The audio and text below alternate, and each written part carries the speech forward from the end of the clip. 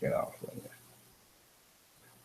What is going on, YouTube? This is your boy, like one half Enduro, and this is what's gonna be a random talk. Nothing exciting, nothing crazy. It kind of was going to be crazy, but lucky for me, I do something called let's just relax and find out what the stories are. So lucky for me, I could do that while other people can't for some weird ass reason. But it is where it is. Basically, like I said, it's just a random talk. So if you don't like rambling and random and just topics bouncing all over the place, then this is not the chat to be in. And the video listen to, you can stop right here if you want to. But if you just want to pass your day on and hear this old conjure talked about anything or anything, then it is what it is. So basically, I've been, and I wasn't gonna do a podcast tonight. So trust me, this is just like a spur of the moment because I was what was it? I think I got it. I'm about 90% there. I got most of my work desk workout the way I wanted my workstation. It was a grueling little. I had to do a little, some wiring work. Boy, I tell you, had to do some wiring work. Wait a minute, is this not? Hold up. Well, I look like I still got to do some wiring work. I thought I plugged that back in. Maybe I didn't. It's not lining up. Well, for right now, it's not important. So I'll figure it out tomorrow. Today, nothing really. It is what it is. So anyway, anybody who's on the Saturday chat, you could jump. I basically send a link out to Google Plus. If you want to jump in, just talk about random shit as usual. You can jump in. While I'm doing work right here, I'm trying to. Let's see. What should I be doing now? So I got that, so I could take this down now. Let this go. Hopefully, it stays up while I switch to the other computer. So switch from that computer to the other computer. I'll put the chat up on the other computer so I can keep. If anybody's saying anything, I could respawn right there.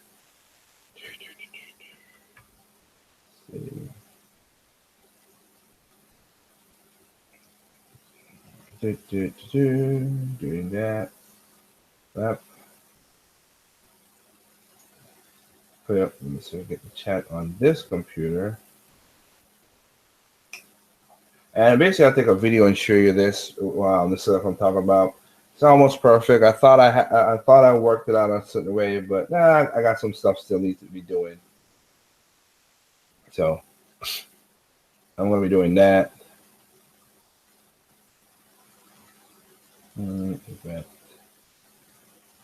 So that right there. Okay, well, I'll see it if I need it, but I don't think nobody's in it right now. So yeah, I'll go close this out here. Anyway, yeah. So yeah, just been like I said today, I bought some stuff off of Amazon.com and trying to right now I'm gonna transfer some files between some stuff and then work on a drawing that I'm doing for my architect job, and then after that I said I bounced, but I said, wow, since I'm up, why not test everything out? Hope everything's working. So that's what I'm doing.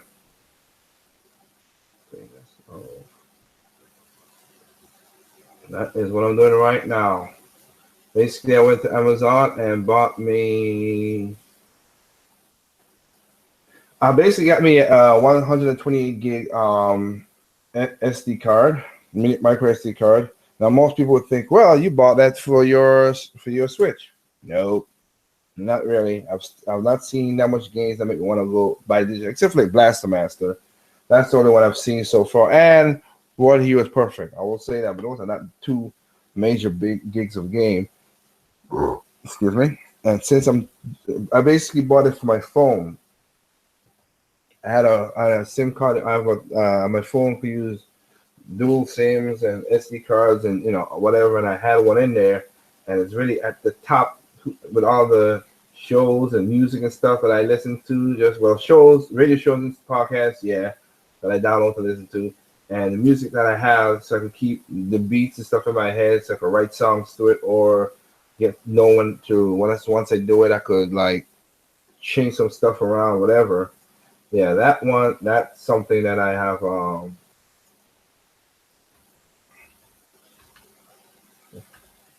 Yeah, okay, that's something that I have checked out and see if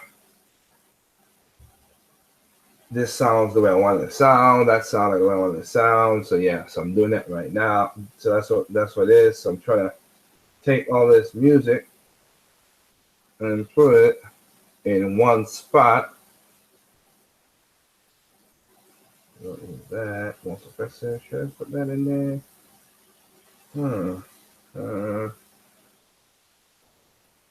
Yeah, why not? So yep. So that's basically what I'm doing right now. Like taking some music over. Yep, that's for sure. Put that over there. And try to do something like I said, we work around, we do the upstairs, my bonus room, basically my man cave upstairs. I'm doing the same thing down in the basement for the other recording studio, but this one up here, I can still do like voices and stuff in here. So I bought me some. I'll show these off, of course. Since I don't need since up here is more area, I have to change. It's not like a basement 1 and 2. It's not like you can put a soundproof in here, but I'm not gonna do that because I still want here to look like a comfortable room that I could that I could do my work, my architect job, or do music or record vocals for certain people, and then still watch my movies and my big screen. I'm a big screen TV surround sound, everything, like sit in my chair and watch the movies or play video games. I don't want it to be too looking like a studio. I just want it to be, comfortable and you can move around and people won't see like, oh, okay, this is pretty cool. I get it neat and stuff. Basically when I was taking care of my aunt and I passed away, basically I gave her this room so she could spread out whatever, because I had a lot of people up here and everybody had their own individual room. And I gave her this. This is the second biggest room in the house, or bedroom in the house, which I turned into the man cave. So I was like, hey, why not? I gave it to you. So still not having, it's been a year. But no, it's not, it's been a year. It's going to be a year pretty soon. But, that she passed away, that I got still not clean a lot of stuff in here, which is my fault. Just been busy, 1 and 2, just trying to get things together with the family and everything else. So, but they came through this Christmas time, pick up some stuff. So it's up to me now to do. I'm doing it piece by piece, get everything in order. Hopefully by summer, before I go into the major part of the tour, I should have this. Well, except for the furniture, I should have this room spotless clean. I already took a video of it to show, and then I'll show you what it is. And now I want to put up some of my platinum plaques up here, and some art some cover art from the albums that I have, and put it against the wall. So it looks something. I have a couple posters from Nintendo magazines and stuff that I have. I want to also posterize those as well and put it into the wall. It has and they come in here, it just feels like lighter. That's the best way I can say it. This is my house. But right now it's bare walls. I mean, you got, like I said, a big screen TV in the middle. Down on top of a stand that has, like I said, speakers for the first part of the speakers for the surround sound, with the treble and bass in front. The bass tower in front, woofer, and I have my Blu-ray player, Sega Dreamcast, Wii U, switch to the side, plug when it needs to go, and some of the stuff which I still need to figure out how to do that too, because now I'm moving the computer from using my big screen to this new monitor that I have right now, which I'm loving it. it could do the whole multi-input thing, and that's what I'm doing it right now. Like I have, like right now, while I'm doing the, let me see. Okay, there you go. While I'm doing the transfers and stuff right now, I have that, and I'll just press a button, and then I'm back to the mic. I'm back to the computer that has the this microphone I'm talking into. So let me double check that just to make sure, because I don't want to just fall asleep and then disconnect me. So let's input again.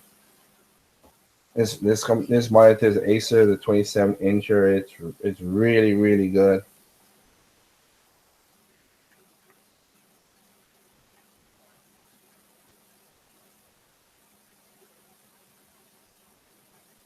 Okay. It's really, really good. Like it. Basically, I have an HDMI and a display port and all that stuff. So I'm using display port for my work computer, and then using the HDMI for the computer I'm using right now, the mic. What up, Brownie? What up? Not Who are you much. talking to? Just random talks. With whom?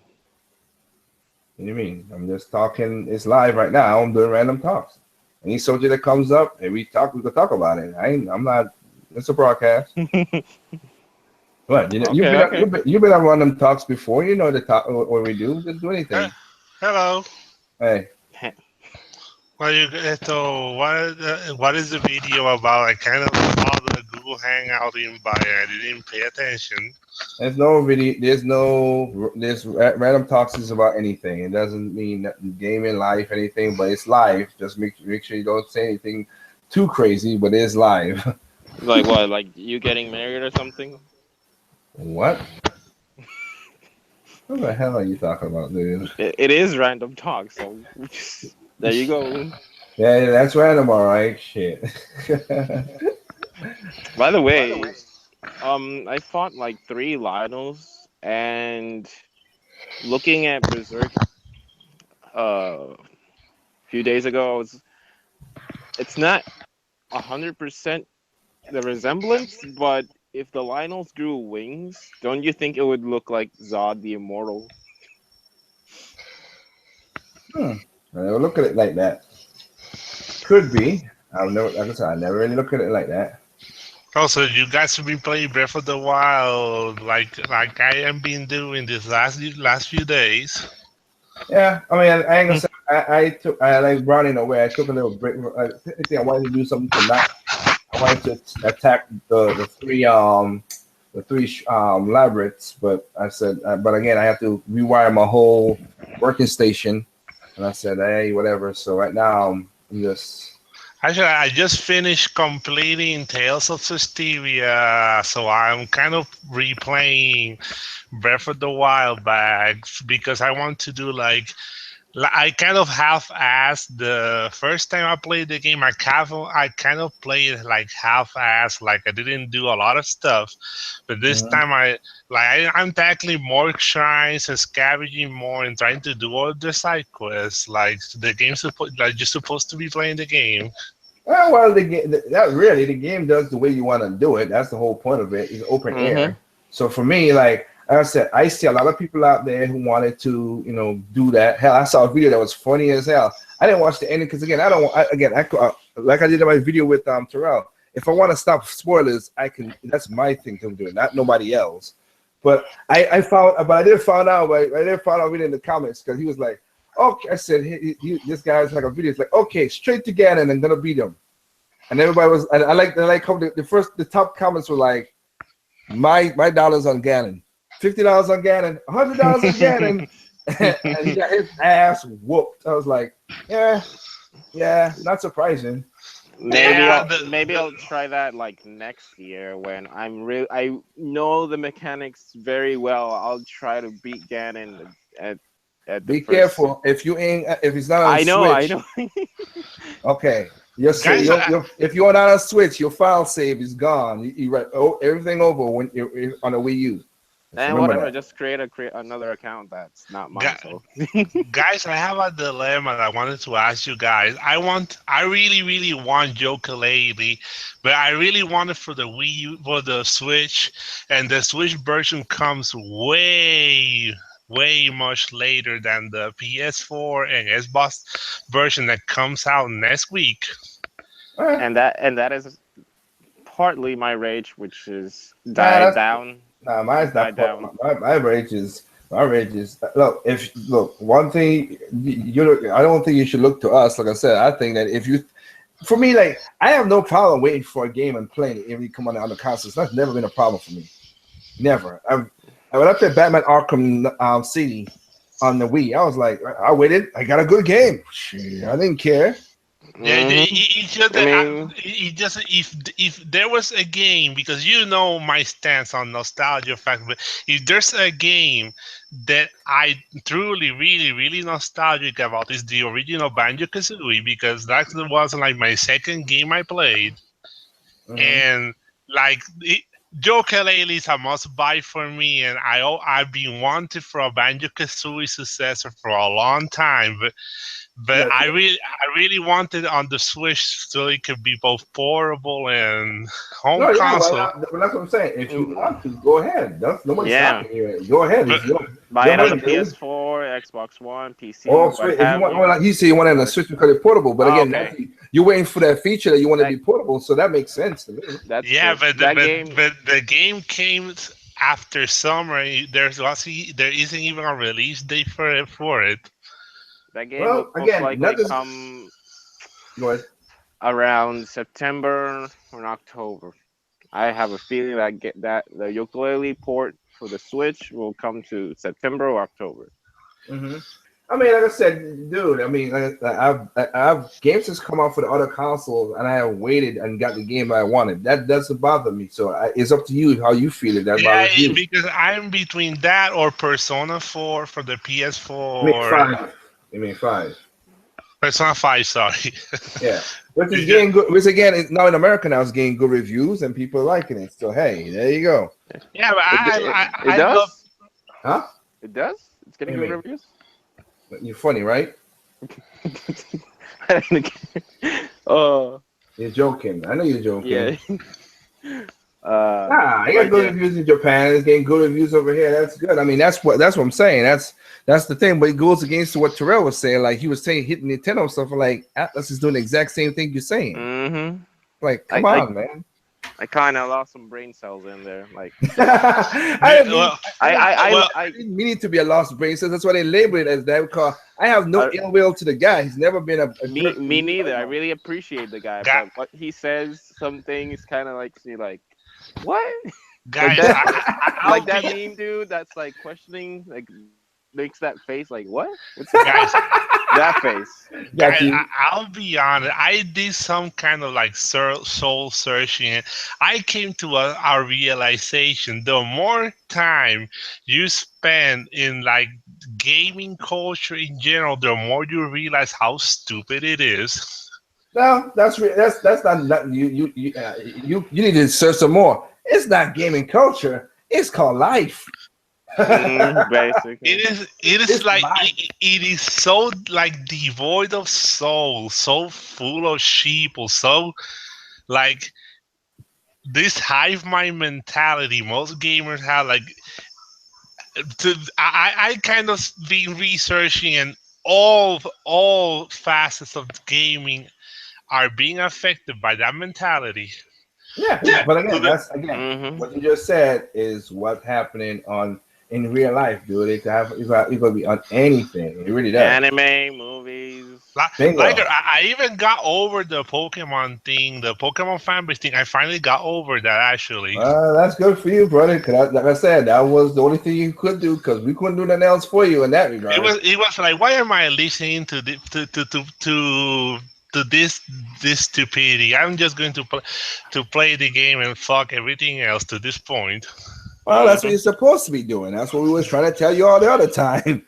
That's the best way to enjoy it. Yeah, I mean, they're gonna be sometimes some people get on your skin. It is that's gonna happen. I'm not gonna doubt that, but Yeah, come on. It's you just I don't bother with that stuff. The only problem is that I wish I could get that lost time back. The time I spent like That is, you know what? That is the one thing that people need to understand. Time is the only thing. Time is the only thing that's precious that people keep on wasting. And me myself, I ain't got no time for that. Y'all can go yeah. ahead and waste yourself. I don't. Especially But your boy. Oh shoot. actually, for what you guys have seen, are you guys interested in Persona 5? Yeah, Yes. yeah. Heavily. I mean, I'm a, I'm not gonna pay no time soon. You guys gonna play? I mean, I might buy next 2018. It's I'm a because I got a PlayStation right now. I'm a huge Persona fan, but mostly I'm gonna sound generic 3 and 4 because I never played the other two. I only played 4. But three I and didn't beat it. four, I just played it just for the fun of it. I mostly know Persona 4 and Persona 4 Gold for the anime. I really have not, Tokyo Mirage was the one that made me feel more like this is more Persona 4. And the game I'm playing right now, Trials of Cold Steel, is like Persona-esque. I was like, oh, I like this. So this is pretty cool. Shin Megami Tensei's Fire Emblem or Tokyo Mirage is practically a Persona game using Fire Emblem assets. Mm-hmm. Yeah. That's all. Yeah, and I'm cool with that. It was because the game the UI, the side quest, and the kind of the real world, but mixed with an alternate reality type of thing. That's mostly Persona thing. Yeah, it's just that the what do you call it? What do they call it again? The stage, whatever it is where the dungeons are in Persona, like yeah, Persona 4 because with the TV. instead of social interaction, you get the pop culture is like the main focus on how you get your powers, the Mirage powers. Yeah. While in Persona is just a manifestation of yourself. So you need to interact social bonds to make like yourself stronger.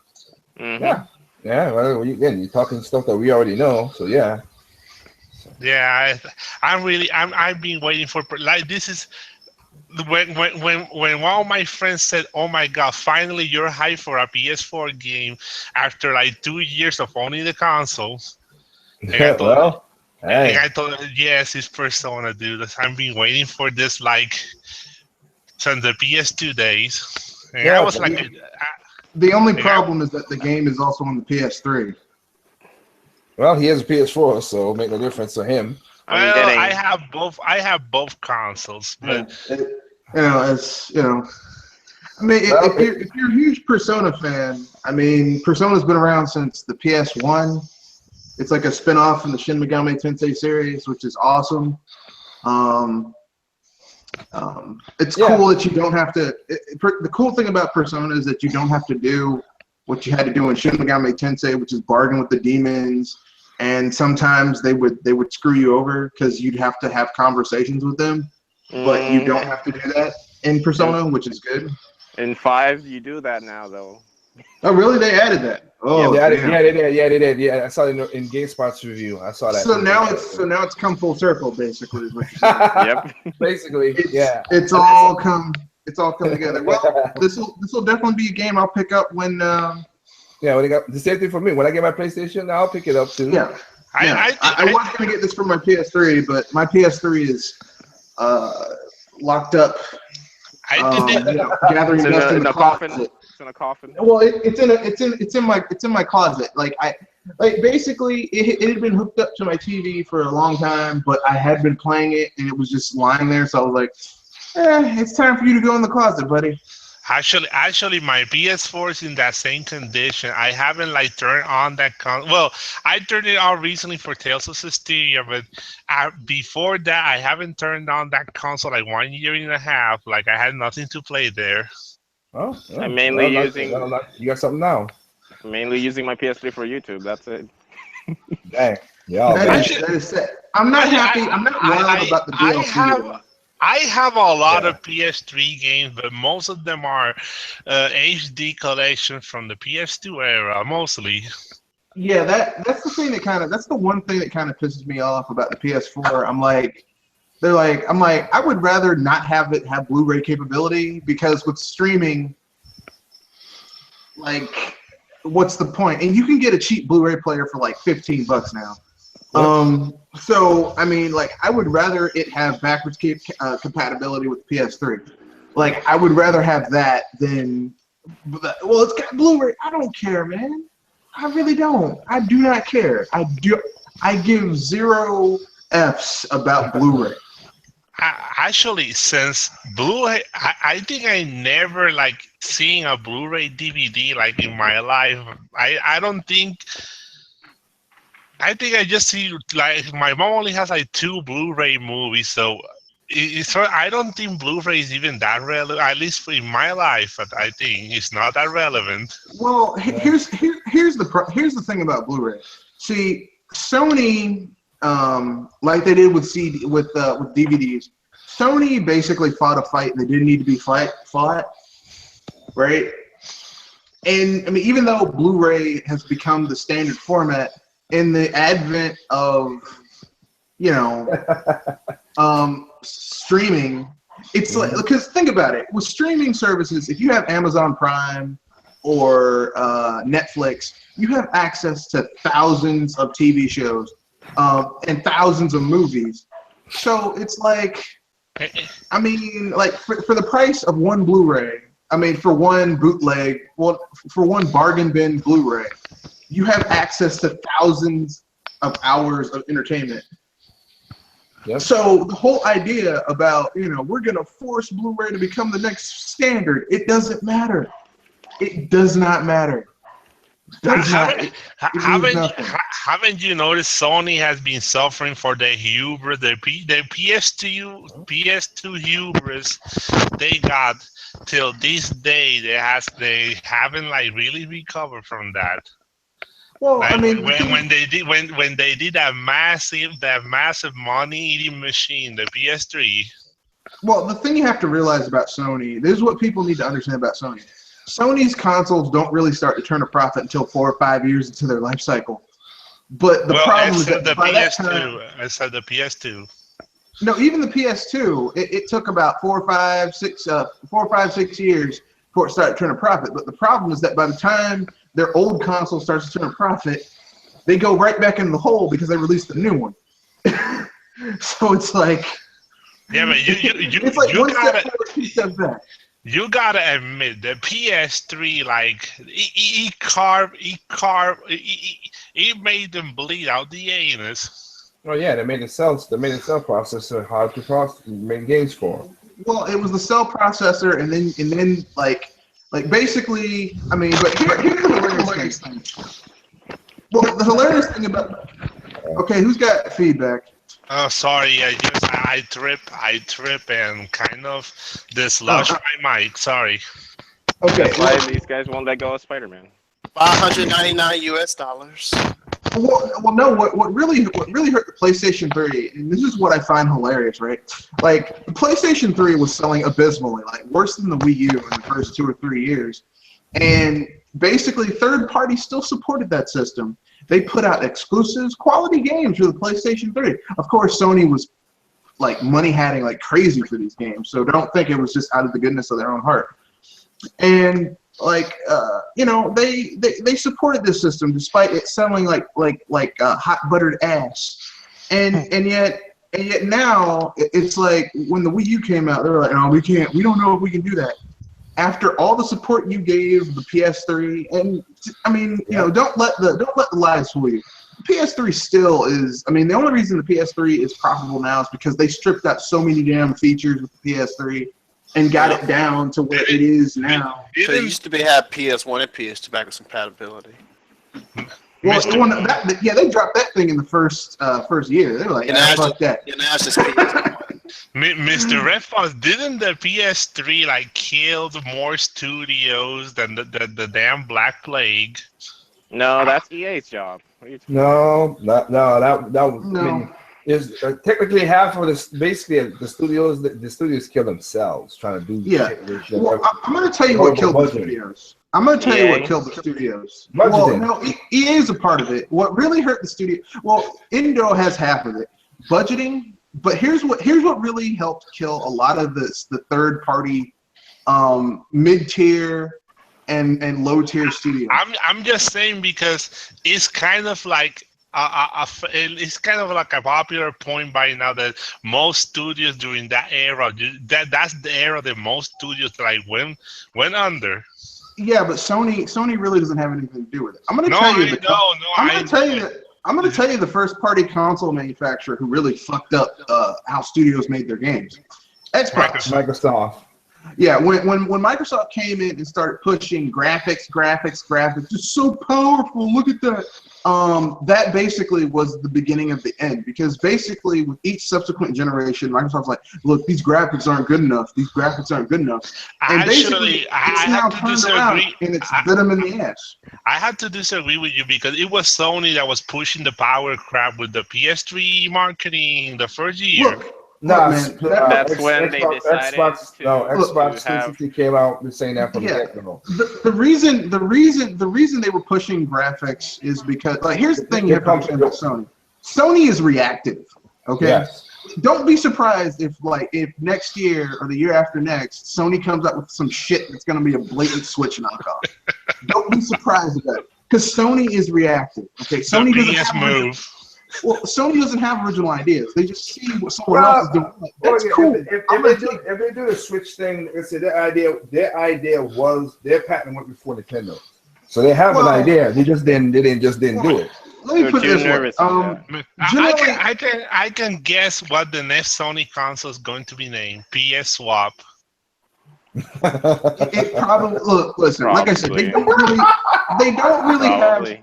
they don't really have original ideas, generally speaking. I mean, in terms of consoles and handhelds, because I mean, you look at how they put out consoles and how they put out handhelds, and it's like it's so fucking predictable. It's like, can you do something that no one's done before? I mean, and here's the thing: they wonder why they fail. They're like, well, the PSP came out. Why did it fail? Because you were gambling on power with a handheld. I don't understand that. You can't do an ultra combo or a combo breaker. Power has never, in terms of handhelds, power has never, the handheld that was the most powerful has never done shit in the overall market. Like, I don't understand why they were like, and here's the thing, they're like, well, the PSP sold 50 million units. Well, no, sold 80 million units. Yeah, but like, it had a 60% piracy rate. So, like, out of every 10 PSP sold, 6 of them were bought just so that people could pirate them and play other people's shit on it. Believe me, I know my college was full of people that had hacked PSPs. So yeah. I kind of know how bad the piracy problem was for the PSP. And that loses, like, people need to realize something. Piracy, especially when you have piracy of that level, and it was so easy to hack the PSP that, like, they lost so much money on the PSP, it wasn't even funny. And then with the Vita, they were like, we're going to fix this. No one's going to steal our shit. And you have the Vita is, I call it the flop master, because... You know. No, the Vita was a fine example of console suicide, because Sony just throw it in there and, like, they didn't care for it. They just throw it out there to die, like, with no sort of support. Third parties practically support that whole console's lifespan. And that's why it failed. See, here's the thing: you can't expect a third party to support. Like, you can't expect outside. Like, okay, like, when you're a first party console manufacturer, you have to support your system, right? Like, if you don't support it, then you can't expect third parties to do it. Because look what happened to the Wii U. Nintendo was like, look, we're going to give you fuckers a year, a head start, make whatever you want, you know, while we get our main heavy hitters out the gate for the system. And it bit them in the ass, because third parties only look after themselves. They have you can't really expect them to do anything, really. Which is when people are still trying to think that's going to be the future for the Switch. Actually, I saw an article related to that. The one that wrote the article said that Nintendo, like, needs to step up their game and start money having third parties. So yeah, that's a person who don't know what they're talking about. Yeah, look, let me put it this way. Dr. Feelgood, I did a video with him when he first started his channel. It was called the Nintendo Ecosystem. Then we later on revisited that. You will see Japanese third parties on the system. You'll see Namco Bandai, Square Enix, Tecmo Koei. You'll see Capcom. You'll see Japanese third parties on the system. But as far as Western third parties go, the big ones, your EAs, your Activision, and no, I'm not considering FIFA full-throated support for the system because I know people are like, EA football is big in Europe and the rest of the world. Here's the problem: most of the people that like to play football in soccer here in America, football in Europe and the rest of the country already have the system that they tend to play it on, which is the PS4. Like they're not going to go out and get a new system just to play FIFA. That's stupid. So, but what if EA does a baseball game? I'll say this. I agree with you what you said, Red, but I'll add a caveat to it. If EA does a really good job of making a good port, I can see people doing what the commercial did. Like I could see people using the Switch to go, using the portability of the Switch to play games. I understand that, but let me ask you a question. Do you when was the last time EA really put a full effort into porting something to a system? No, again, that's what I said. I did not say. You heard what I said. They just need to make a baseball game where you have a lot of Super Saiyans. If EA really supported the system, they would give. Here's what they do if they really want to support the Switch. They would have a port for Mass Effect Andromeda on the system. No, I'm not saying right now. I'm not saying because that game was already in development, but they would have a team porting that game over.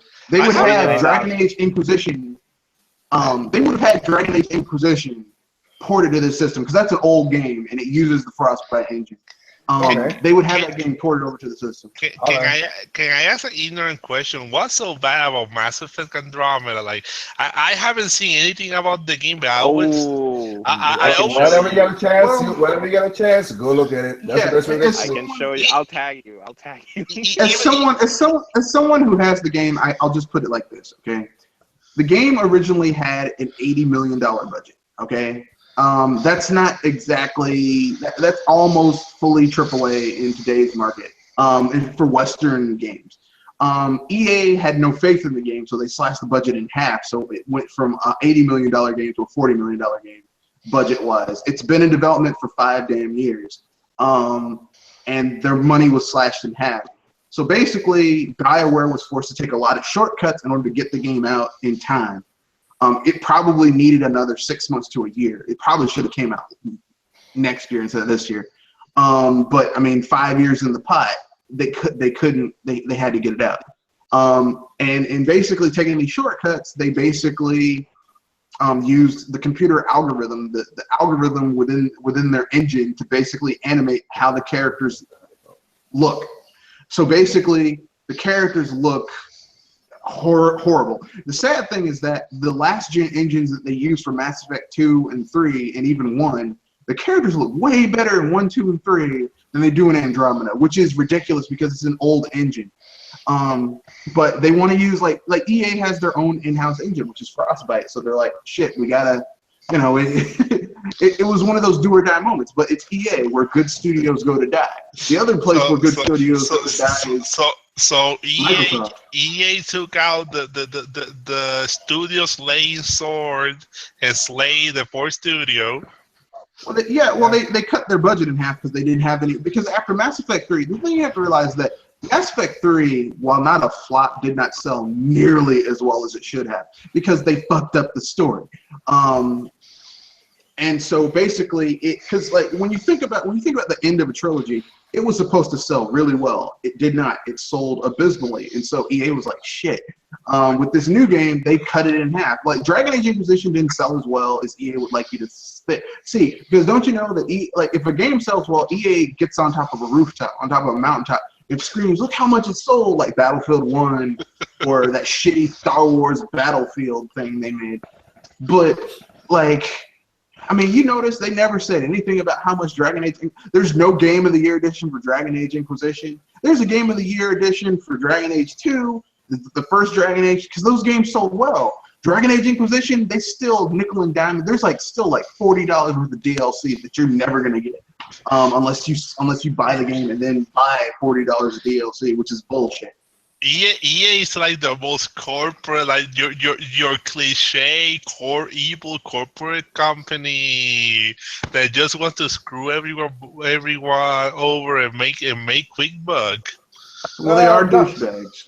Well, I mean, like I said, they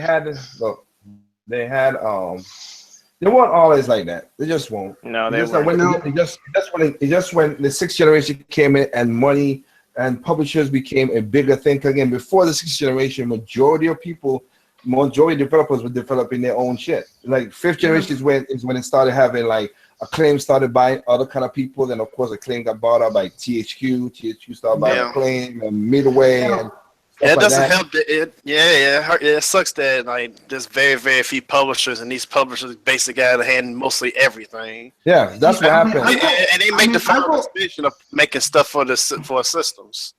Now, I will say this much though. I know people might get mad at me, but I mean, if you look at the evidence, the tail end of EA actually trying to make new IPs and try to do new things was with John Riccitiello. Believe it or not. When he was CEO of EA, that was kind of like the last little bit of EA trying to do new shit. Now it's like when he left, it kind of it went down the shitter at that point. So, oh well. The void. Yeah, but yeah, but I was gonna say this is By the way, Contrarian, I tagged you in a video I shared. Yeah, you'll see what it is. But but EA. But like I said, because again, I did work for EA, as a contractor, and as an employee, and I saw. Oh my God, that mouth movement! What the fuck? That mouth though, yeah. I mean, here's the thing: there are parts of the game that are animated well, that are animated well. And it's there are other parts where it's God damn, what happened to your face? Well, but you have that, and then you have you have the glitches where you fall to the floor, look around. Yeah, and characters moving walking. like duck walking, they're they thought they had to pass gas, but a little bit came out, and they're like, oh God, I gotta make it to the bathroom, and I hope it's not that bad. That walk, it's. And then you got people in a cutscene, people walking through you in a cutscene, and it's this is gonna follow if this game flops hard, EA is gonna throw BioWare under the bus, which is what they do to all their studios. They make them do something that fucks up the quality of their game, and then when people give them a backlash, they throw the studio under the bus. They absolve the studio. They shut down 11 studios in 10 years. Yeah. I mean, like I said, the only place worse for studios to go, the only place where studios go to die almost as badly as EA is Microsoft. If you're a studio and Microsoft says, we're gonna buy you, we're gonna bring you up to the big time, you should be like, no, jump out the window and fly away. Well, I mean, look, there's Rare, there's Lionhead, there's Ensemble Studios who made Age of Empires. I mean, there's the Max and the Two Brothers people. Their studio got shut down. There's tons of studios that work for Rare. I mean, that work for Microsoft, and they're gone now, or they're a shell of their former selves. But Mr. Redfoss, Rare has done wonders in joining Microsoft. Well, your sarcasm is not really that great because you need to throw a little more enthusiasm in it. They designed the avatars. Well, again, as I said, as the brothers said, they themselves said that was a stupid move on their part. They should never took the money. They took the money. That's what they did. They got blinded by the cash. What they should have been doing was rebuilding their studio internally and externally, and maybe renegotiating their contract with Nintendo. They're like, look, we know we've been slipping. Look, you guys are the masters of making first-party games. For 2 gens, for 2 gens, we were close to you guys in terms of making some really great games. We know we've been slipping. If you guys could help us out in rebuilding ourselves, that'd be great. Like, because you look at the studios who actually learn from Nintendo, like really learn from Nintendo. And I know people might get mad at them, but if you look at how they make games, they really do make their games in a Nintendo-like manner. Like they don't inundate the field with their franchise. They wait years before they put another one. Is DMA Designs, aka Rockstar. Like they take a long time between games, and they don't like flood the market with shit, which is good. But I mean, EA, it's sad because I remember when BioWare was a really good company, but I knew when the two guys who created the studio were kicked out of their own company, their own studio, I was like, well, BioWare is done for. And people are like, BioWare is back. Dragon Age Inquisition is great. No, it isn't. They made Sonic Chronicles on DS. I think that was the first time I heard of that company. Then I found out, oh, Mass Effect, awesome. Part of me still wants to try out that game, like very small part Mass of me. Effect or Sonic and the Dark. Actually, both. Chronicles. Well, Dark Chronicles, like they had their budget pulled halfway through the game with that game with Sega, and they still went through and they finished that game. But actually, that game was kind of enjoyable, at least for me. I didn't have a problem with it. It was a good idea, and if Sega had some balls, that could have been its own little side franchise because it was different. It told a different story, and they left you on a fucking cliffhanger. But it's Sega. Sega is the master of of basically dropping the ball on good ideas, but they keep running with bad ideas. And it's like what? They're the opposite. They're the opposite. Like it's like, hey guys, it would be great. What? Let's make a shitty Sonic game where he races.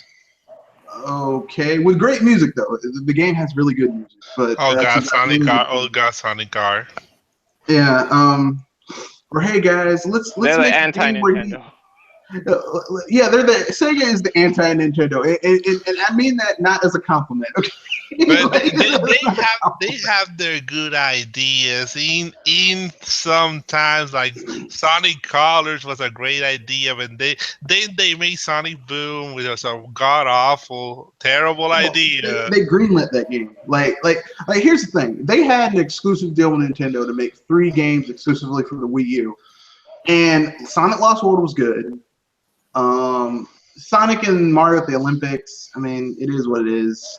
I mean, I never liked those games, but I know that there's a niche. Like, there are people who buy those games because I guess for some people they're fun. My cousin buy those games. The last one is, I mean, Sonic, like literally, like Sonic. I mean, Sega needs to apologize to fans for that game. But I'm going to say something here. At least it doesn't compare to that piece of garbage Sonic 06. Like that was like Sega's low point. I think Sonic Boom is almost as bad as Sonic 06 because it's just as buggy.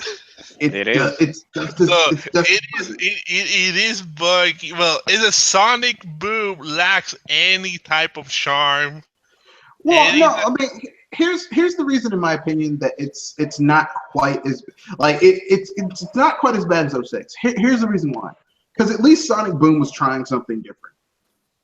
I will give it that much. They were trying to do something different. And I mean, it had some good ideas. The execution was ass. Like having the different characters have different characteristics and different abilities and having a combat system. It's like just because you have a whole bunch of different ideas, if they don't come together in a cohesive way, which was the problem with Sonic Boom, then it's not going to be a good game. Sonic 06 is the only game where I got a game over because my Sonic went through, those like roller coaster type, like the loops. Yeah. I just went through the ground and got killed by a glitch, and that was my last life. And you don't have to tell me. Look, we all know that Sonic 06 is the best version of Sonic 06 is on PC where you can patch it to where it's playable. But that isn't because Sega fixed the damn things. Because fans of Sonic were like, you know what, we gotta take care of this. So I will tell anyone this: if you have a decent PC, get Sonic 06, but get it on PC and patch it so that it's fixed. Because actually, I mean, the story is still ass. You can't fix that. But I really hope much. they bring back Knuckles' old personality because I don't like how they made him into a dumbass. Yeah. He's always been kind of. He was gullible. That's what he was. He was so cool, like in the early 3D games and like the 2D games. Well, I mean, he's always been kind of an idiot, but I mean, now he's like overly dumb. He's like, 2 + 2 = 6. He's like Ed from Ed and Eddie. Yeah, basically. Yeah. Guys, stop making me hate Sonic Boom more than I should have. Well, like I said, Sonic Boom was a lot of good ideas. Like instead of Sonic Boom, they should have done another Lost World, and they should have refined the engine. So basically, it would have been a bigger game with a more refined boss battles. Because Lost World was actually a good idea. It was actually okay, but the problem is that they like I said, Sega they'll drop good ideas and keep it rolling with bad ideas. It's weird. Like Timbo the Badass Elephant. Why isn't that game on a Nintendo? Why isn't it on the 3DS or the Wii U? You gotta admit, Sonic Force looks really sweet. Not really. No, not really. It looks like the same shit they've been doing. I like the same shit. I mean, we saw. It's nothing new yet. I still see nothing that makes me feel like, but it is Sonic. It is Sonic Colors. It's like it is Sonic Colors gameplay, so it must be good. I don't know. I don't know Sonic Colors gameplay. That's why. I mean, I'm gonna sound like an evil Sith Lord, and that is what makes you Sega fans weak. I mean, look. Here's the thing. Okay, you guys have to realize something about Sega. Okay, Sega is not what they used to be. All right, they ain't. You know, you need to let go the Sega of your 16-bit and early 6th gen days where they made Sonic games that were good by your estimation. Because I still am not that over the moon with the adventure games. You know, that's Sonic. That Sega's gone. Sonic Adventure 2 is the best Sonic game ever. Period. Well, that's your opinion. I'll say this to you. So we can go further on in when we talk and stuff. Don't ever go hyperbole like that, CB. Leave it alone. Exactly. Yeah. It's just in your opinion, because that's in your opinion. Because again, I like Generation. Generation was good. My sister loved Colors, and she thought it was the best. Everybody gonna have their. Yeah, everyone. Like for me, I like Unleashed, which is weird, but I mean, daytime. A lot of people. My sister loved the daytime. Unleashed is awesome. At least so you know. 50% of the game is awesome, aka the daytime stages. Exactly. For me, like the Werehog stages are a nice breath of fresh air because, like, the thing that people need to understand about, in my opinion, about Sonic the Hedgehog is this: Sonic the Hedgehog, every fucking game, they keep on doing the same thing over and over and over again. They need to do something different.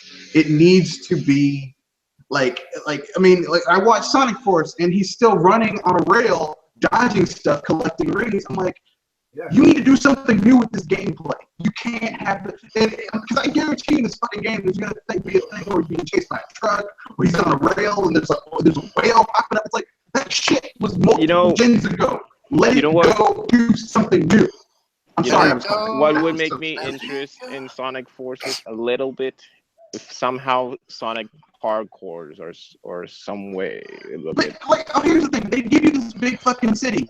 Why haven't we been able to really explore city in a Sonic game yet? The closest we got was Sonic Unleashed, where you had the nighttime stages where you had exploration. Sorry, right. I mean, we did Sonic Adventure 1 with Station Star, Mr. Ruins, and yeah, and you were still running into invisible walls. Like, here's the thing: if you're going to give me this massive open space, fake massive open space, because they never do really open for a Sonic game. If you're gonna put me in a city and then like I'm running to explore and I'm smashing into invisible walls, fuck you. I'm sorry. You need to do better. You need to do better, Sega. You need to do better. And besides, if you really want to do something cool, make a damn Streets of Rage 4. Shit. Stop wasting people's time with this shit. Sorry. I want a Jet Set Radio sequel. Yes. I'm being dying for like forever for a Jet Set Radio sequel, and Sega just that franchise is like Shit, forgotten. give us a Billy Hatcher too. God damn. Look, I'm tired. I'm so goddamn tired of another monkey ball. Like, I mean, look. I know there's a lot of Sega fans in this world, but look, Sega is not what they used to be. And if they can't if they can't add something new to the Sonic the Hedgehog formula at this point, give it a break. I know this is going to break your heart. Give it a break. Go make something else, and then come back once you're refreshed with some new ideas to the franchise. Because as it is right now, if I have to see any more running on rails, collecting rings, dodging spikes and enemies, I'm like, this is like, that's nothing new. You could do that in other Sonic games. Do something new. Now, okay, I am looking forward to Sonic Mania a lot more than Sonic Forces. Well, Yeah, same here. I'm gonna get both. I'm gonna get both, but Mania, like, that's too to me. Have you finished Yeah. Sonic before the sequel and after the sequel? Yeah, I have. I you want finished them? Sonic. I want Sonic Mania, but I'm not that excited for it because it's just another 2D like nostalgia pandering rehash. Like, it's just more of Sonic 2D. Well, that's cool. Well, they have new levels, and as Brownie put up in his video, which I give you kudos to Brownie. And you talking about the whole with the flight boundary zone, and it should, like, if you're gonna use the same zones, at least change up some stuff of it. Yeah, but, I mean, You don't have but to here's you don't have to use the the thing. same. Like, you're saying that because you're looking at it, but like, I played that game. I played like 3 levels of that game when I went to the Nintendo Switch experience. I'm gonna tell you right now, while it's familiar to people who played Sonic 1, 2, and 3, and Knuckles and all that shit, this game has enough new shit to it that it feels like a new game. Instead of, we're just going to keep on remaking the same 3 or 4 levels over and over and over again. Oh, you're being chased by a truck. Oh, you're being chased by an orca. Oh, it's like, could you do something fucking new, please? Actually, Mr. Redfalls had a point. Like, the orca has been overusing every fucking sea level in Sonic. Actually, Sonic Adventure 1, Sonic Heroes, Sonic 06. You want to know who they should get to make a Sonic game, since Sega's internal Sonic team just can't do it anymore, apparently. Looking forward. Those people could totally make a good Sonic game. Actually, I mean, Yuji Naka's no longer with Sega, and it shows. I would love to see. Yeah, but he hasn't been with Sonic Sega by for years, Sakurai, and there have been good Sonic to be games honest. since he left. Like, there's been good Sonic games since he left. I would actually love to see Sonic on Sakurai's hands, to be honest. Like, No, man, no. Look, the way he told people with Smash 4, shit. He will be a masochist. I That still would have be like the worst game ever. I'm sorry. I still have faith in Sonic Team, but my faith in them is like slowly crumbling. Like, Good luck with you. I gotta say, The only people I trust at Sega are the people who make Yakuza, because they haven't made a bad one yet. And they know how to, like, they keep what's good, and they know how to change up the formula enough that each game kind of feels fresh a little bit. And that's basically it. And the people who make those arcadey, who still make those arcadey style games. But Sega has so many awesome IPs that they won't use, or they won't farm them out to people. So that I'm pretty sure if Sega went to these third-party indie companies, like smaller studios who had a budget, and they said, we want to make a Streets of Rage, we want to make a Golden Axe, we want to make I would say Columns, but no one gives a shit about Columns. I don't even know. Like, Mr. it was their answer to Tetris, but like, I mean, like, this was in the 16-bit. This was in the 16-bit years, and let's be honest, in the 16-bit years, Tetris still was king, and Columns was like, Columns was a country ass cousin that no one cared about. It was a Joker. I got Columns. Sit your ass down. I got Tetris. Sit your ass down. It's Tetris. It was the Jester. Guys, I have something to say. When will you think Sega will do a Skies of Arcadia sequel? Never. Which hurts my heart, because that's one of my favorite six. Like, for me, like, everyone's always like, man, Final Fantasy VII. I'm like, fuck Final Fantasy VII. I love Skies of Arcadia. Vi's Athena, Aika, Gilder the Unfettered. Shit, I forgot the old guy. Oh well. I've been waiting. I've been waiting 7 years for a sequel to that game. Good Well, luck. you just gonna keep on waiting. Why would you wait? Why would you do that? You just gonna keep on waiting because they put that game. I can't even see that far. I can't see that far. Like waiting for a sequel to like see Conan or Grandia, man. That ain't gonna happen. No, you will see a sequel to Grandia before you'll see a sequel to Skies Sword. You know the skeleton meme, the waiting skeleton meme. That's how long it will take for Skies of Arcadia to happen. I'll be dead. Skeleton. I'll keep it real. If you see a Skies of Arcadia sequel, it will probably be on the Switch because Nintendo helped to develop it.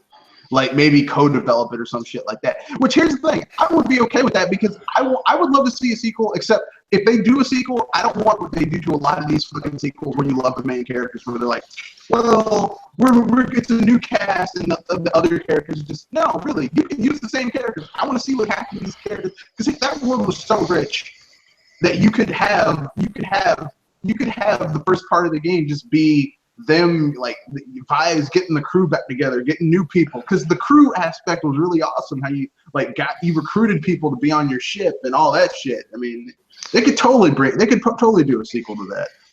Would they? Actually, probably not. The more we talk, the more mad I get at Sega. Two franchises I love that they just got tossed in the burner. Yes, Golden Age. I wouldn't even say I would say, why would you even get mad? Because again, like you got people from Capcom who ain't played Breath of Fire, or Mega Man. Damn it! You took the words out of my mouth. I mean, you got all these Power Stones. Oh no! I could do. That's the only fighting game now, Street Fighter from Capcom. I could do an entire rant video how Capcom used to be like my second favorite gaming company, and now it's like at the bottom. Like I truly despise what it became. So I know how you guys feel. Dude, Capcom how I feel because I just don't care. Well, the thing about Capcom is that once again, like all of these studios that we love have gutted themselves. Their talent has left. Like the real talent at Capcom, in my opinion, was Team Clover and the guy who made Resident Evil. Keiji Inafune. Well, the team under Keiji Inafune was the talent. Keiji Inafune was like, I never really considered him to be like, because as we can see, once he left Capcom, he was behind Mega Man X series, and that was a kick-ass series. But let's keep it real though. Once he left, Keiji Inafune is a talent if he has the resources to do what he wants to do. When he doesn't have the resources to do what he wants to do, let's look at what he's done since he's left Capcom. I mean, the real test of a like here's the sad thing. A lot of our favorite Japanese developers really do their best work when they are with a company that can give them resources to let them do what they want to do. Once they lose those resources, they're like they're not as together as you would like. I mean, look at Mr. Shadows of the Dam, not Shadows of the Dam. Tomonobu Itagaki. I like saying that guy's name, Tomonobu Itagaki. Tomonobu Itagaki. I mean, he hasn't been doing shit lately. Lords of Shadows. Don't get me started with that fucking shitty ass game. I don't know. Those words need to be taboo when you're mentioning Castlevania, Lord of Shadows. Yeah, but that wasn't. Yeah, that's Koji Igarashi. Well, they were still with that company. Like basically, that wasn't Koji Igarashi. That was that piece of shit. That piece of shit, the Metal Gear asshole, whose every idea is just a knockoff of Hideo Kojima. Yeah, Kojima signed off on that shit. He's the executive producer on those games. That was his ass who did that shit. everyone knows that 3D Castlevania games don't really work. They Castlevania 64 anyone and Legacy of Darkness. And here's the thing, like a 3D Castlevania game is a good idea. They just don't know how to translate what makes a 2D Castlevania game work into a 3D space. Like it's hard. It's hard to do that. Like you look at Nintendo with Ocarina of Time and Mario 64, like them taking the formula that worked for a 2D title into a 3D space. That is fucking hard. It's not easy. Just taking the mechanics one to one and converting them is not the answer. It's hard. And is it not every game is supposed to be 3D? Look at the Kirby series. The Kirby series has remained 2D like its entire life. I could see Kirby working 3D. You could do a 3D Kirby game. I mean, you'd have to change up a few mechanics, but I'm just telling that Nintendo like Kirby never has made the jump from 2D to 3D like the other platformers. Yeah. Well, I mean, there are games that are 3D, like Kirby Air Ride is 3D, but those are spin-offs. Those are but it had a lot of aspects of what you would see. Like, okay, you could collect things. It had a collectathon. The open city thing was actually very reminiscent of a traditional Kirby game. Like, they could do it if they wanna. Hal just ain't do it because Hal knows that's their butter and bread. They ain't exactly. That's their baby. Kirby is Hal's literally. Baby. Yeah, it's literally their baby. So they're not gonna really go super crazy because like again, any game could work 3D, but like what we're saying, which I agree with, is you can't do a 1-to-1 ratio with it because you gotta think about the whole thing. Now, here's this funny thing though. Breath of the Wild came full circle. That one was a 1-to-1 because they made a 2D version of the game first and transcribed the ideas over to the game, which is pretty. Keep it real. You guys want to know what is the best transition from 2D to 3D? Bubsy 3D. Now it's really awesome. But yeah, I mean, I'm a huge, like I said, I'm a huge fan of a lot of titles, but like it's like at this point, at the age I am and the type of gamer I am, I don't get hyped over people like we're bringing this back because like they said we're bringing back Double Dragon. Double Dragon 4 is okay.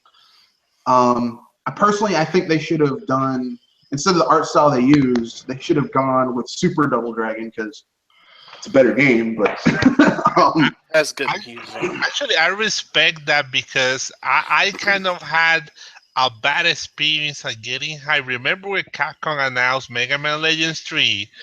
I was like, I was like shitting in my pants. I went to my friends. Look, I was too, but I mean, I didn't go to my friends. I was like, man, this is why I got a 3DS. Like the game that I got a 3DS for, and it's still hands down, a 3DS is one of my favorite handhelds. But the reason I got a 3DS, that game doesn't exist because Capcom were dicks. Okay. Actually, when Capcom canceled that, oh my god, the rage I felt like. Well, you can still sort of play that game if you get Mackin Legend, that weird game that flopped horrifically in Japan and worldwide. If you get that game, they took some of the code from Mega Man Legends 3 and put it in that game. I was like, you bastards! And here's the thing: that game was like 70% done. Like all they had to do was get a crew together to finish it, and it would have been. They could have put it out, but Capcom, if there's a way to fuck it up, Capcom will find it. Actually, the name of this random cast should have been called Third Party Has-Beens. We're talking about a lot about like how good third parties turn to shit. I'm not gonna call it. I just when good. It sounds like it's like those commercials when we were kids where they're like. When good kids go bad, when good third parties go bad. Yep. We need the guy from Unsolved Mysteries to do the voice. Yes, you. But we need to talk about the other third party that went to shit that nobody wants to talk about, Konami. It seems like they're getting a little bit of their groove back. I mean, hey, they brought back Bomberman. They're bringing back Adventure Island. Sorry, not Adventure Island. Wonder Boy. Oh, Wonder Boy is like the original Wonder Boy originally became on That's the from them? NES Adventure Island. Yeah, well, it was Hudson, but Konami bought Hudson. Bomberman was Hudson. Yeah. it feels wrong. Like just seeing the Look, Bomberman man, bar boot if the up and game is seeing good. Konami logo instead of Hudson, it just feels wrong. Look, man, if the game is good, I don't care. Like, at the end of the day, if the game is good. Now, I played Bomberman R. It's not what I wanted, but it's not a bad game. It's very safe. Let me put that right. It's a very safe game. Anything's better than X-Zero. Yeah, but, I mean, look, you can go to the bathroom with the runs and wipe your ass, and that's better than X-Zero. So that's not really that's not a high measure of What is that game? I never. You gotta admit that Bomberman X-Zero design looks amazing. No, it looks like in Japan they were like, oh man, this is what third party, because it's Xbox One exclusive, and it's like someone at Konami's like, man, this is gonna do well in the West because they like this gritty ass shit. And some good smoke. And that's what it is. It's a gritty take on Bomberman, but it's like Bomberman. Bomberman's pretty damn gritty already. I mean, he's a guy who blows shit the fuck up and gets on airplanes to fly around by himself. He's already pretty badass. He's always happy-go-lucky doing it, and he just keeps on doing it. It's like, damn. But here's the thing: he only blows up bad guys. He's not a terrorist. Okay, he's not a terrorist. That Bomberman X-Zero Bomberman looks like the love child of Iron Man and the Power Rangers. Actually, I was gonna say he looked like the illegitimate child of Samus. Like I could see him popping up, and he's like, "Mom, get the fuck away from me! I thought I aborted you behind that." Okay, that's I know, right? That's random talks. Shit. Well, that too real for you, sorry. Oh my god! Sorry, that's too visual. Guys, sorry I laughed so much. It's the mere mention of X-Zero. It's not a good game. But like I said, okay, there are certain games that come from Japan where you can see they were totally going for the hardcore Western audience, and they were pandering so hard that the game kind of lost its way. And this is one of them. Like they were trying so hard to reach that audience that it was like, damn, that's ridiculous. And like here's the thing. Like the reason the Western audience likes Japanese games is because they're Japanese. They're different from what we can get here. So why would you try so hard to make games like we could get here? I don't get that.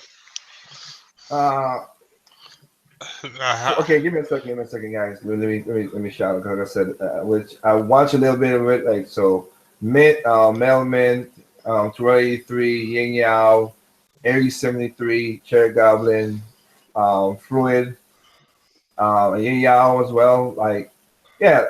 Basically, I asked a question. One of them, Terrell asked, "Do you think then now that these companies would redeem themselves in gamers' eyes?" I mean, they can do it. I mean, Konami's trying to do it now in a way. I mean, they can. Here's what basically the easiest thing to do: make a game, make sure it's Q&A tested, release it. And release the DLC is a part of the ecosystem now. Release some sensible DLC and not bullshit people. Don't lie, and it will happen. That's it. Very important that you don't lie. Yeah, take the simplest path. I mean, literally, one of the reasons I'm at the point of not buying ukuleles because they didn't have to lie. I don't like insulting my intelligence. You didn't have to lie about the whole Wii U thing. You just let it go. You should have just said, we're making the game for the Switch, and that's it. That's all they should have said. Don't try to, because Breath of the Wild proves that was some bull crap. To a lot of games, Breath of the Wild proves a lot of crap to a lot of people who talk that nonsense about the Wii U. It really did. Y'all just didn't take the time to use that system the way it's supposed to be. Y'all rush things. Y'all didn't quality test nothing. So y'all just whatever. Just be honest with me. I mean, that's the thing. Like these people are programmers, and they didn't want to program it. Or actually, I'm not going to say the developers. Publishers didn't want to pay. No, I know it's publishers. Yeah, I'm just saying. Don't call like accept your project Cars, and so like just don't BS people. That's all. If you come out and say, look, we ain't gonna put a game on the Wii U, and drop it, leave it at that. Nobody would have be otherwise. But y'all become these excuses that makes no sense. It's like, come on, cuz. Yeah, this system, like the Wii U, like anyone who owns the Wii U knows that system was very well. I don't know why I say was. The system is a very capable little system. It has a lot of untapped features that were underutilized by everyone because it just was not supported by Nintendo. Did the best they could, but I mean, at the end of the day, they were going through their own shit too. So. But I mean, they did the best they could. I mean, look, Sony and Microsoft couldn't get their systems on solely on their own support. Supporting it themselves to the point that the Wii U has been able to do. Because I mean, like I said, the PS4 has shipped 50 million, and I mean, like the first year and a half, it had practically nothing really of note on the system. Oh, wow. So That system won by doing absolutely nothing. Kind of like Luigi. yeah, I did nothing. Yeah. Y'all wrong, but you're wrong, but you're right. You are correct, and it's weird that it went because it's like like Sony didn't really have to really try, and people, and it sold like 50 million for PS4 sales. A little engine could. Well, it shipped 50 million. It shipped. Yeah, because the most sold exclusives were like Uncharted 4, and they only sold 8 million from like all the people that has that system. I always wonder that attachment rate is horrible. Abysmal.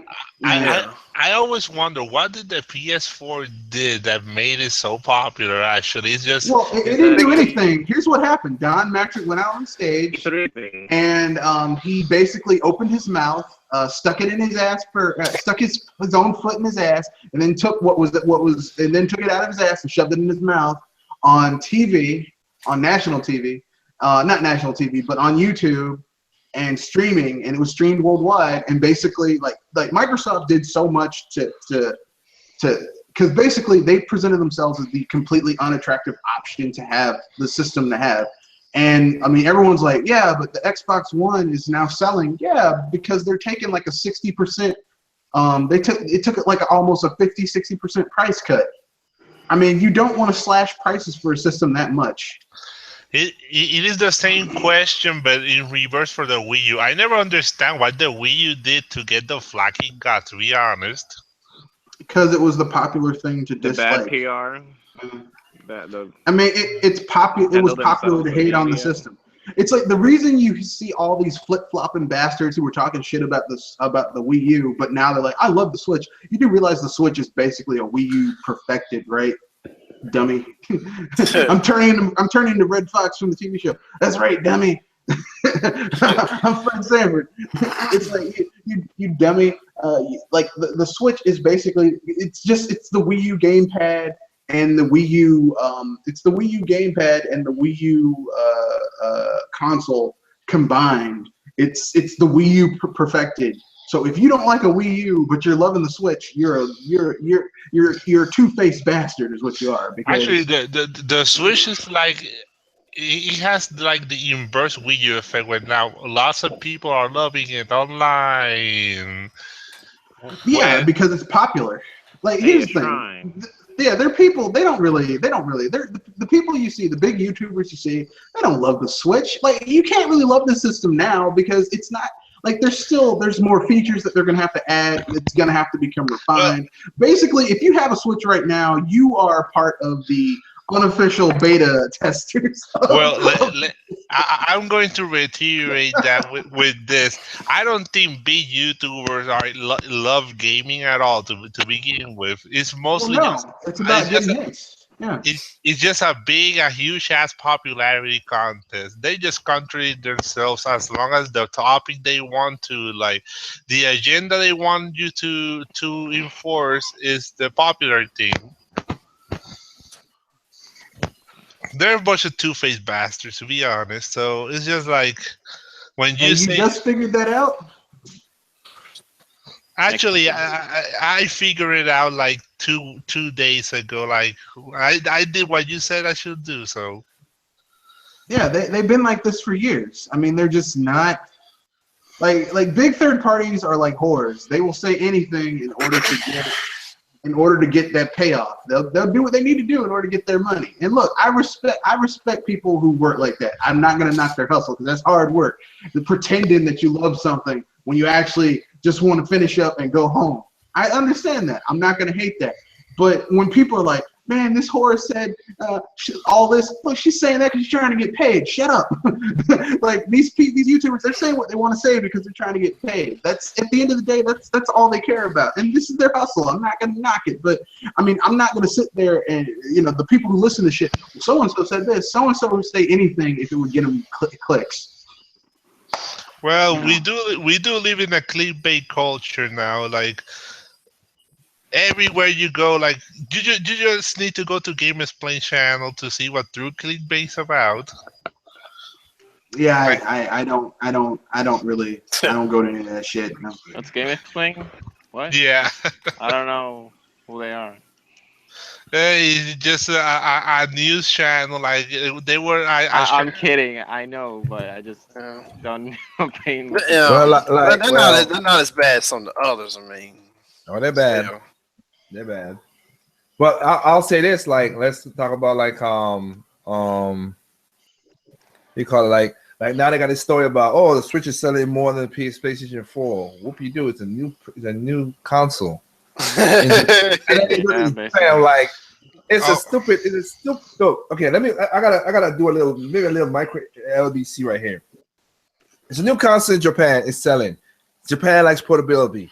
No shit is gonna sell. 1, 2. I didn't hear nobody talk about this when the Wii U were beating the PlayStation 4. Yep. No, that's not true. That isn't true. If you went to the Nintendo websites, they did mention it when the Wii U came out. But here's the thing: you're right. The bigger websites didn't say shit, like IGN, Polygon, Kotaku. Although I have to say, I still love Kotaku for their coverage of when they launched the Xbox One in Japan. Those pictures. Oh God, those pictures. And besides, the Xbox One sold 411 units last week, folks. 411. They're totally taking the world by storm down there. I'm sorry. It's so much fun to just kick Xbox One while they're down. Why are you wrong? It's fun. Again. Well, I do hate Microsoft, so I'm with Mr. Redfox. It's fun. I'll say this too. So that's one LBC. Another one will be this. I wish people can understand when they use percentages and when they use numbers. That's what I wish people could do. So, I have not received no patch. I still have not seen no patches for Breath of the Wild, the Wii U version yet. Cherry Goblin. I just received it. You just received it? Yeah, I'm playing it right now, and I was questioning what the heck was that. So they basically they said the patch was saying Zelda Breath of the Wild 0.1 or something. Yep. Okay. Well, I'll come over when you want to see what it is. I wonder what it is about. That's what I want to know too. Because I mean, yeah, I gotta ask a question about that too. But let me go back to what I was saying. The LBC, like, I wish people use numbers and precision the right way.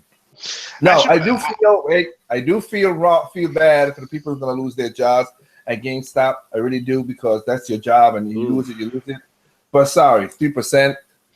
No, I'm sorry. 3% don't make me move the needle that much. I should be. Oh, I'm scared now. GameStop is gonna die off because of what's going on right now. But again, 3%. Come on.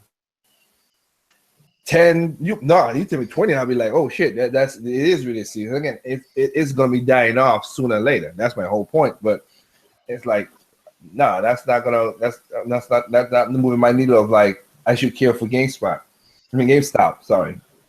Other than the employees.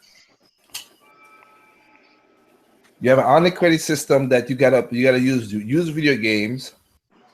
You basically bite yourself in the foot. I hear the funny thing is, third party is the one who did this thing anyway. Because I wasn't listening to another person, and they were like, well, yeah, like EA and Ubisoft, they're making more sales digitally. I'm like, of course they would. Duh, because it makes no sense to have the damn game if it's a key.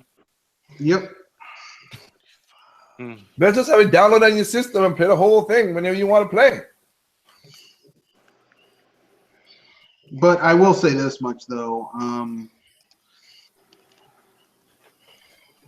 Go ahead. I will say this much though. Like personally speaking, and I've said this before. Like I realize that these are you're dealing with corporations. These people want to make money. I understand that at the end of the day, this is a business. It's not about good feelings, okay? But and this is what I hope third parties realize with the Switch.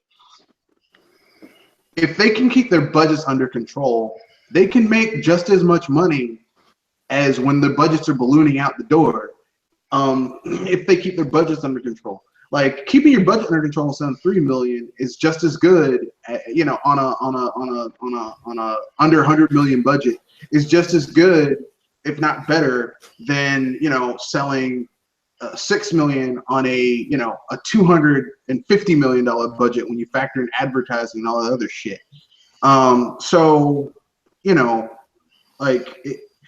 Especially, and when you factor in a publisher who's taken like 70% of a cut any damn way, the studios are getting shafted by a lot of these companies, and people need to realize that. So a lot of these publishers they're getting shafted because the profit sharing is ass. If they have profit sharing in their contracts, a lot of these studios don't. So. Well. Unless something happens, like I said, I know my internet is working better now, but I still have not gotten no version update for me.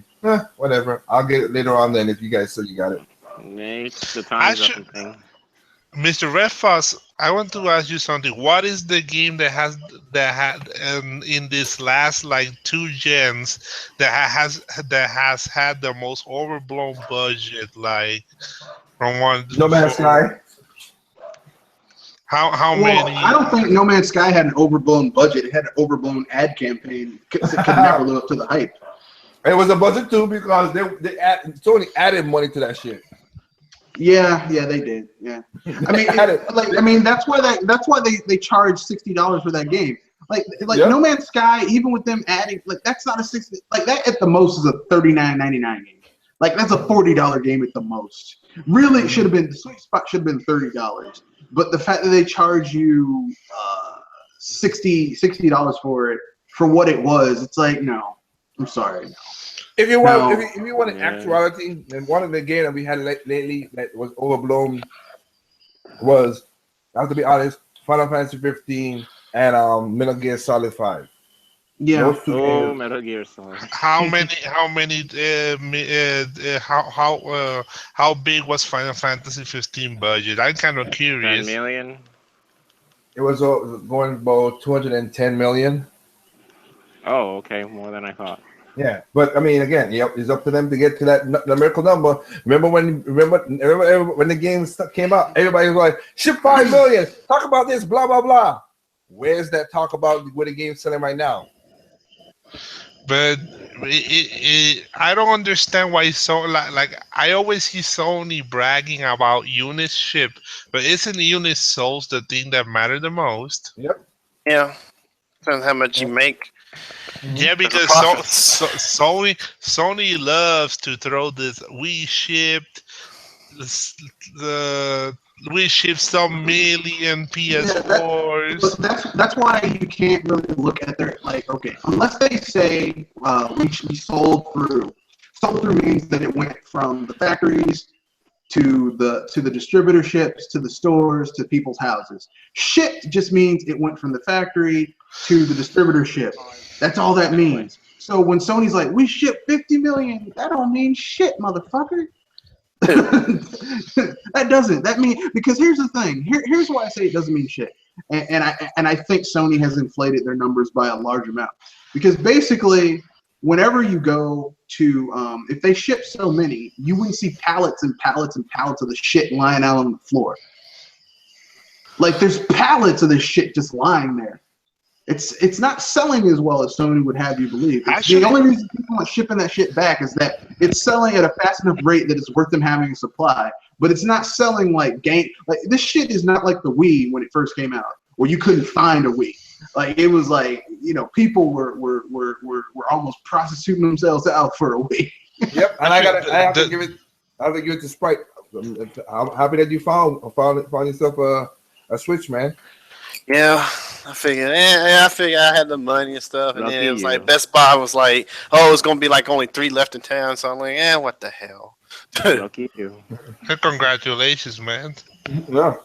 Well, but I'm still gonna finish Breath of the Wild on Wii. I'm not gonna double dip or anything. I was like, ain't no way I'm starting that game over. With all the hours I put in. Yep. But going back to what you said, like next thing is like I said, Konami with Metal Gear Solid 5, like their budget was 140 million. The game only when it sold 6 million, it broke even. That's fucked up. What the hell? Well, it's the same thing with Final Fantasy 15. It gotta sell more than 10 million to break even, and they have not. But that's like really rare to occur these days. Well, I mean, yeah, in a way, yes, but not really, because Nintendo could pull it off, and 2K Games could pull it off without Grand Theft Auto. So their studios could pull it off. Yeah, but it's certain franchises like has that selling power, but it's like Final Fantasy 15 is an RPG on a console where RPG attach rate is terrible to begin with. Well, because most people are buying it because it's for its streaming capabilities, not even Blu-ray, so they can watch Netflix and Hulu. Mm-hmm. I mean, like here's the thing. Whenever Sony says, "Yeah, we're gonna ship this many," and I'm like, you are not making. Look, if they were making that much money off the PS4, Sony wouldn't be making some of the moves they've been making. Like launching PS4 Pro and because the PS4 Pro, they're like, well, it's for PC gamers. No, it's not. They're trying to get more hardcore people who will buy games. But Sony's always had that problem. Their first party games that sold were over budget, and the ones that didn't sell were flops. So it's like they can't like Sony is a tech company. They don't know video games. The only video game company that's in video games right now is Nintendo.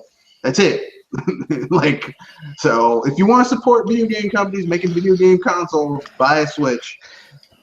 Actually, did the PS4 Pro sell a lot? Because I seen a lot of them. No, I seen a lot of PS4 Pros like in every game store I go. Like, it flopped. It flopped. It flopped. Yeah, that's why I was asking. Like, I went to Walmart and I see like, oh my god, like there's more PS4 Pro boxes here than normal PS4 boxes. It flopped because basically right now the PS4 has reached market saturation. Like I would say that an actual sold through PS4s, I'd probably say it's between 30 and 35 million. And like, here's the thing: these are people who bought it for its streaming and all that other. I would say with the PS4 Pro, they probably have sold less than maybe 4 or 5 million. And I'm adding their VR with that shit too. So basically, I mean, like, it's not like, look, Sony is not doing as well as people might think with PS4. However, their PR marketing with it and how much those checks they write to like IGN and all these different YouTubers and shit like that, people like Hippity Hop Lamer,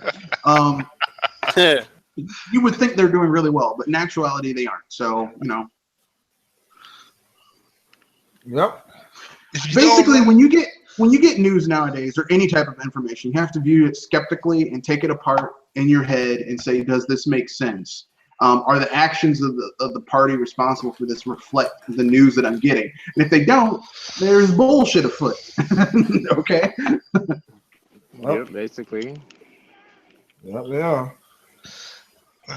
Sorry, I need to compose myself. Be laughing too much on this cast. No, you can laugh all you want. But my point was saying like they do not they have to be skeptical of certain things. Sony right now, like I said, I've said before when I said that like Red Fox said too, like people buying it for other stuff other than gaming because they don't reflect in the games in the software sales. Yep. That's sad. Yeah.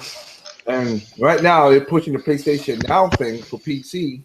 So it's like, and the thing I'm kidding about is this works out better for you guys who want your games to be graphically. Instead of having if you want to do a key thing like PC, like I mean, basically these guys were a poor man's PC.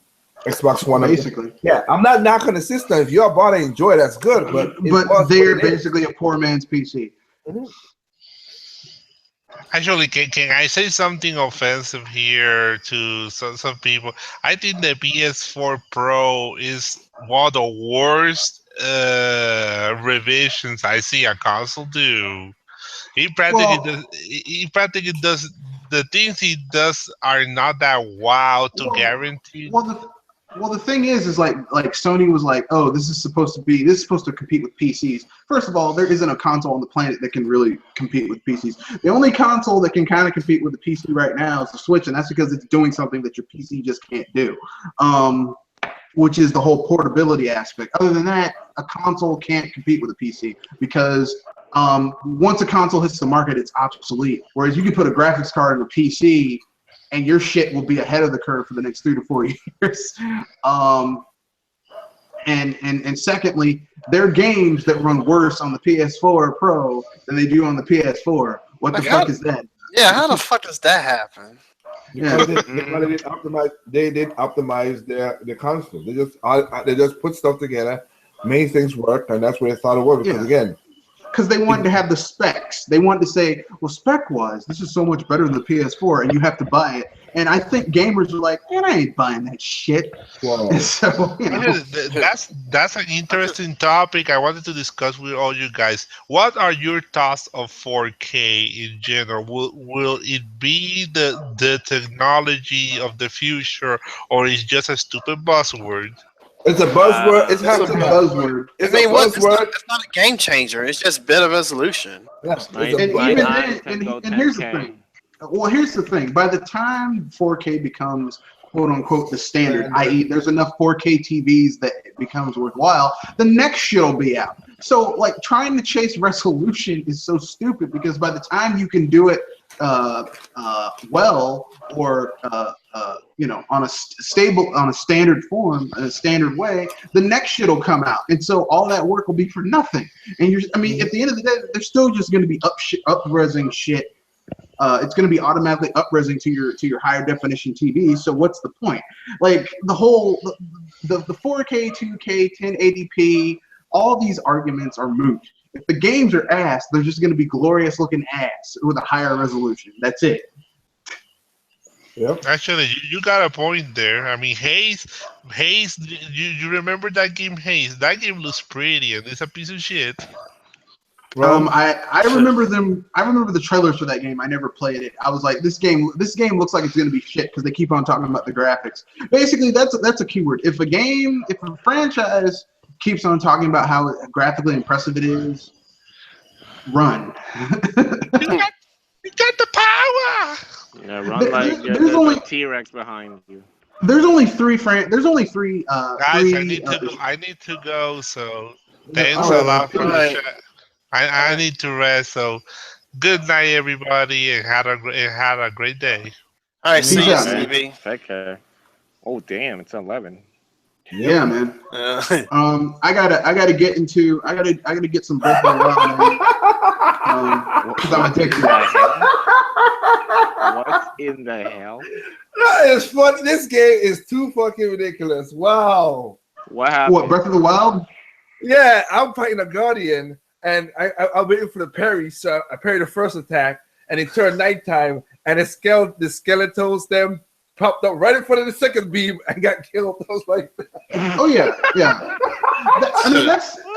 That's one of the things that I always one of the things that I think if they make another Legend of Zelda like this, I don't think the next one will be like this, but another one down the line, they need to make the ecosystem a little bit more interactive, because it would be cool, like you see different enemies fighting against each other, because they're not all cool. Like maybe the Stone Talus, this guy basically baits a Guardian and attacks the Stone Talus, and the Guardian ain't doing shit to the Stone Talus. Like it's shooting it with the beam, and the Stone Talus like, really, bitch?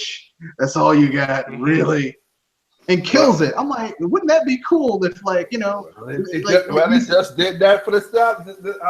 At least the lids off was the big mega ones too. That was just funny as hell. Like, I'm waiting, and I got no sound to come listen to you guys, so I've just got it on my gamepad without no whatever. And all I saw was just like doot doot doot, and it came up to the ground, and boom, I'm like, oh, okay. Yep. I mean, this game is really good. I mean, like I said, I'm doing a podcast Saturday, 7 o'clock to 8:30, hour and a half, and I mean, basically, we're going to be talking about Breath of the Wild. Like I said, I have a few minor complaints, but no major ones. This game overall hits all the right notes. And like I said, my only complaints are minor. They aren't like game breaking or anything like that. So, but overall, it's a very good game. There you go. Did you guys talk about the test fire? You guys played it? I didn't play it because, like I said, I was too busy. I watched it. That's about I played like 3 matches and then I got out. It's like, here's the thing. It's Splatoon. I mean, if you played the first one, you know how this one's going to be, basically. Okay. But yeah. I mean, overall, yeah, they added some new mechanics. You don't have the gamepad, which sucks. But I mean, it's Splatoon. I mean, oh shit, I gotta update this shit. Never mind, I can't do it. Like I said, for me, like I'm gonna show you down right now, ready to look at it. I did what I had to do. I finished my drawing. I'm basically transferring files right now. That's what I'm doing. But like I said, for me, I was like, I have as Red Fox just said, he has his podcast Saturday. I'll go check it out. Me and I didn't even think I was gonna have a podcast tonight. I was just basically rewiring my PC, my both PC, and then the other one that I got. So now I got like a PC on top, so one for work, one to do other stuff. I had bought me some speakers and all kind of crap. So I mean, I'll show about it later on, but getting it to work perfect and stuff like that. But and also, I mean, like Brownie. That's what I wanted to go ask you, Brownie. What happened when you see that video you put up? What was? I mean, once again, I'm not saying they don't have it. I always said no game's perfect. I always say that. But you said a damn bear. What the bear did to make you get the glitch? Damn bear, because I'm a bear. Disappeared and I got stuck. Wait, say that again? Because you broke up from my end. Basically, I was trying to a bear. Uh-huh. When I went out there, he disappeared and I got stuck. Oh. Water cord wasn't. I can barely hear you, dude. Like real? We can barely hear you. Whoa. You're breaking up. Where's the microphone? We can hear you whistling, but when you talk, it's like you're coming in and out. The internet hates me. Whenever you got something good to say, the internet's like, no, yep, not gonna hear it. Don't want me to spoil the secret. Well, okay, I tried to. There we go. Every time. Disappeared. In other words, okay, you tried to mount him and he disappeared. No. That's what I'm piecing talking together. about the Lord of the Mountain? No, he tried to mount the bear. He said in his video when he got a glitch, he said a damn bear. Oh, well, yeah. So I just want to know how he. I just want to know how he got. Like I said, I didn't know they're gonna have glitches in or whatever. And then they already right now got people out there who's done glitching this stuff to do again. They're doing stuff that they should not be doing in the game in the first place. Yeah, that's surprising. But I will say this much: there are no game-breaking glitches with this game. It's not like, oh my god, this game is a broken piece of you know what, you know. Well, no, I was gonna ask him the question because can you? I saw that you put the balls went up in the air, so you couldn't teleport out. No, I didn't try that. Okay, I thought so because I was thinking, I was like, why don't you just press the map and teleport out? Yeah, I didn't think of that. But I thought maybe I could get out by exploding myself, but it didn't happen. Kill yourself, yeah. Because I know so the ball just went straight in the air. Yep. So All right, that's cool. But like I said, yeah, whenever you get a chance, check. Technically, too, like Bronny has a couple. Bronny has a couple of videos he's put up that's pretty cool as well too. So you got Bronny Takashi. Check out his YouTube channel. Mr. Red Fox with his podcast BS Busters. You gotta watch out for that because sometimes you gotta bust some bullshit in the future because it's gonna get there. Me especially with Warner Brothers.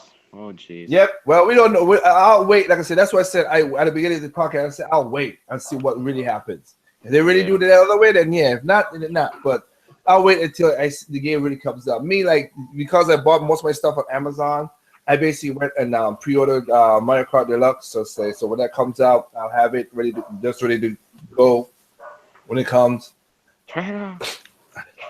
So yeah, I can't buy. No, that. you can't. I can because I always like backups, so I have no problem with that. So I have I bought it on Wii U digitally. So I'm buying physical now for the Switch, and there's enough change for me that I'll have no problem supporting it. So So I basically pre-order that. I'm gonna have when that comes out. What'll be?